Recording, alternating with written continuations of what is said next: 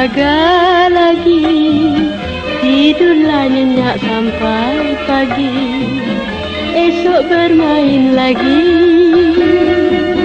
Ayah kerja jangan ditunggu, baliknya tidaklah tentu. Jangan ikut hati rindu, siang nanti bertemu.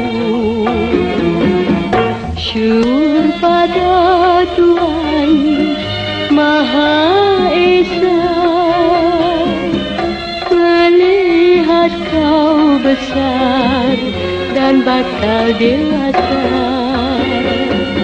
Semoga jauh mara bahaya, kau penghibur hati lara, tempat hati tukar manja, jambangan kasih mesra.